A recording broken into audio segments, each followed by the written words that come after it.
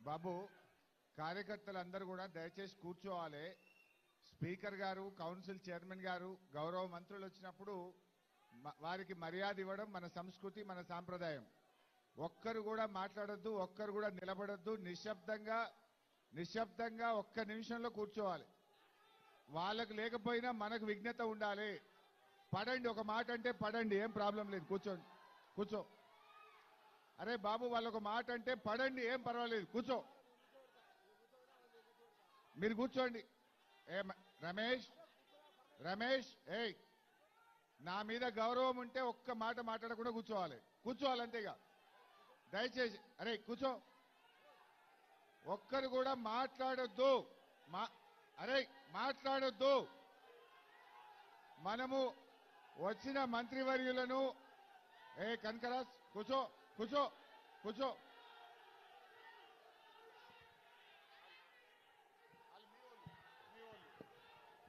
దయచేసి నేను కోరుతా, దయచేసి కూర్చోండి.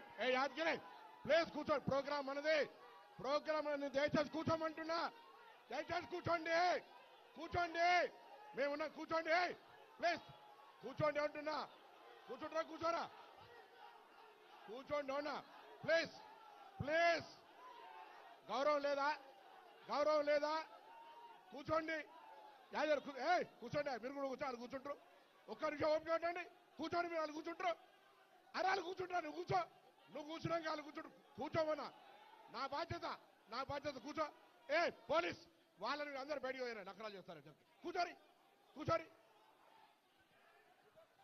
దయచేసి ప్రభుత్వ కార్యక్రమం మీద అభిమానం ఉంటే, రైతుల పట్ల అభిమానం ఉంటే ఏ పార్టీ అయినా సరే మాట్లాడకుండా కూర్చోండి. ఇక్కడ పార్టీలకి స్థావు లేదు. రైతుల కార్యక్రమం, అందరూ కూర్చోవాలి. ఇంకా వెనక కూడా అందరూ కూర్చోవాలి. అందరూ మాట్లాడొద్దు. ప్లీజ్ కూర్చోండి అయ్యా. పోలీస్ బయటికి పంపించండి నుంచున్న వాళ్ళందరినీ. అమ్మా, నుంచున్న వాళ్ళందరినీ బయటికి పంపించండి, లేకపోతే కుర్చీల్లో కూర్చోమనండి. కూర్చుంటేనే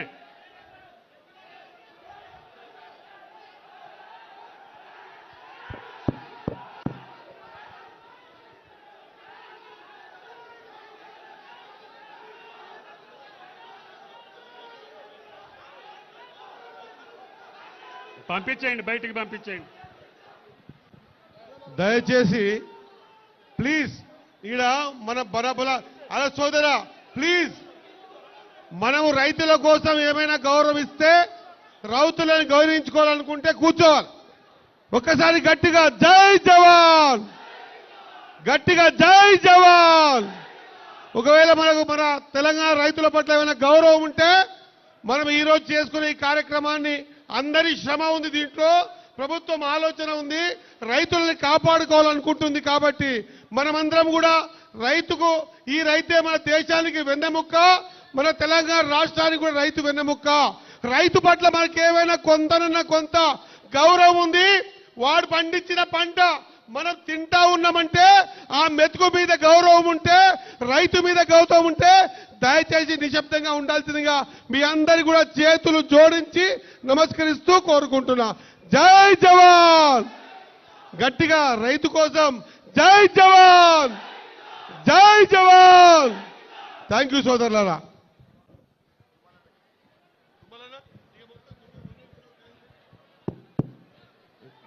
సైలెంట్గా ఉండాలి. వచ్చిన రైతు సోదరులు, మహిళా రైతులు కూడా ఉన్నారు. ఇది తెలంగాణ రాష్ట్రానికే ఒక జీవగడ్డ అయినటువంటి ఇది మీకు దయచేసి ఈ ఆయిల్ ఫామ్ ఫ్యాక్టరీ వెనక ఎంతమంది కృషి ఉందో మేము చెప్తాం. రైతుల యొక్క జీవిత బాగు కోసం చేసేటటువంటి మహా కార్యక్రమం.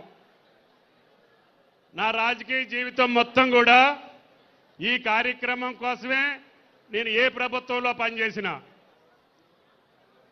నాకు అన్ని పార్టీల నాయకులు తెలుసు, కార్యకర్తలు తెలుసు. 45 సంవత్సరాలుగా నేను కూడా 50 సంవత్సరాలు బట్టి జైగొట్టినోడిని అందరికీ. కాబట్టి ఓపిక ఉండాలి, సహనం ఉండాలి. ఆ నాయకుడి పట్ల గౌరవం ఉండాలి, ఆ నాయకుడు మర్యాదను పెంచాలి. అది పొన్నం గారా, లేదు రఘునందన్ రావు గారా, లేకపోతే హరీష్ రావు గారా కాదు. ఆ పార్టీ మనుషులుంటే ఆ పార్టీ నాయకుడికి గౌరవం తేవాలి. ఈ కార్యక్రమం యొక్క విలువ తెలుసుకోవాలి. తెలంగాణ రైతాంగం యొక్క గుండె చప్పుడు ఆయిల్ ఫామ్ అని చెప్పి మీకు ఈ సందర్భంగా మనం చేస్తున్నా. నేను 40 సంవత్సరాలుగా దీనికోసం చేయని ప్రయత్నం లేదు. పూజ్యులు ఎన్టీ రామారావు గారు మొట్టమొదటిసారిగా మొక్క తీసుకొచ్చి పశ్చిమ గోదావరిలో పెడితే 87, 88లో ఈ రోజుకి అది తెలంగాణ రాష్ట్ర రైతాంగానికి ఒక జీవనాడి అవుతుందని చెప్పి గత ప్రభుత్వంలో కూడా నేను ఆనాటి ముఖ్యమంత్రి గారిని అడిగి నా ఏరియాలో కొత్త ఫ్యాక్టరీ నిర్మాణం చేయటం మూలాన 12,000, 6,000, 7,000 ఉన్నటువంటి ఆయిల్ ఫామ్ నేను మళ్ళీ ఈ గవర్నమెంట్లో మంత్రి అయ్యే రోజుకి 12,000 అయింది. అప్పుడు ఇరిగేషన్ మంత్రిగా ఉన్నటువంటి నా మిత్రులు హరీష్ రావు గారు అనేక సందర్భాల్లో నా తోటలోకి తీసుకెళ్లి ఆయన నైట్ హాల్ట్ చేపించి పొద్దున్నే మొక్కకి తిప్పి అన్న తెలంగాణలో మనం ఆయిల్ ఫామ్ వేయాలి, ఈ వరి పంట, మిర్చి పంట, పత్తి పంట వల్ల మన రైతులు నష్టపోతున్నారు, అకాల వర్షాలు కావచ్చు, కోతులు కావచ్చు, కరువు కావచ్చు, కాటకాలు కావచ్చు, వీటన్నిటి వల్ల మన రైతును మనం రక్షించుకోలేకపోతున్నాం. 6 కాలం కష్టపడి నోటికాడికి వచ్చిన తర్వాత నిన్న మొన్న కురిసినటువంటి రాళ్లవాన వల్ల తెలంగాణ రైతు గుండె పగిలిపోతుంది. కాబట్టి ఎట్టి పరిస్థితుల్లో నా ఒక్క జిల్లా ఖమ్మం జిల్లానే కాదు, తెలంగాణలో ఉన్నటువంటి 31 జిల్లాలో ఈ పంట వేయాలని చెప్పి ఆనాడు పర్మిషన్ తెచ్చి అన్ని జిల్లాలకి కూడా కేంద్ర ప్రభుత్వాన్ని ఒప్పించి ఎకరానికి 51,000 రూపాయలు రైతుకి సబ్సిడీ ఇచ్చేటటువంటి ఏకైక పంట ఆయిల్ ఫామ్ పంట అని చెప్పి మీకు ఈ సందర్భంగా మనం చేస్తున్నా. ఈనాడు రఘునందన్ రావు గారికి కూడా మొదటి పంట వచ్చింది. అదేవిధంగా హరీష్ అన్వేషిండో లేదో నాకు తెలియదు, కానీ ఆయన కూడా వేయమని చెప్పా. మీ అందరితోటి వేయించడు కానీ ఆయన వేయలే. ఆయనతోటి కూడా రేపే మొక్కలు వేయించే బాధ్యత నాది అని చెప్పి మీకు ఈ సందర్భంగా మనం చేస్తున్నా. ఇక్కడున్న మా సుఖేందర్ రెడ్డి గారు ఇప్పుడు ఒక 50 వేసిండు, ఇంకొక 50 వేస్తానంటుండు. మా స్పీకర్ గారికి ఉందో లేదో నాకు తెలియదు, కానీ ఉంది, పొలం ఉంది. నేను వచ్చి మొన్న చెప్పిన మీ జిల్లాలో వేస్తానని చెప్పినావు, వేయాలి. మన చూసి రైతు నేర్చుకోవాలి. మనం సంపాదిస్తే మన సంపాదన చూసి ఆయన వస్తాడు తప్ప మన పదవులు శాశ్వతం కాదు అని చెప్పి కూడా మీకు ఈ సందర్భంగా మనం చేస్తున్నాం.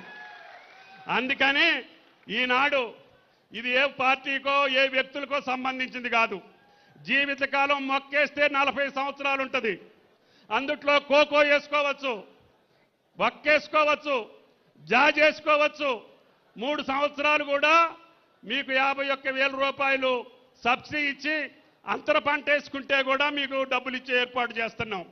మొక్కలు ఫ్రీగా ఇస్తున్నాం, డ్రిప్ ఇస్తున్నాం, మందులు ఇస్తున్నాం, అంతర పంట వేసుకుంటే కూడా ఇస్తున్నాం. అంతర పంట మీరు వేసే పంటలలోనే ఈ పంట వస్తుంది. మిర్చిలో వేయండి, పత్తిలో వేయండి, ఆఖరికి వరి పొలంలో కూడా వేయండి. రాకపోతే నాది బాధ్యత అని చెప్పి కూడా మీకు ఈ సందర్భంగా మనం చేస్తున్నాం.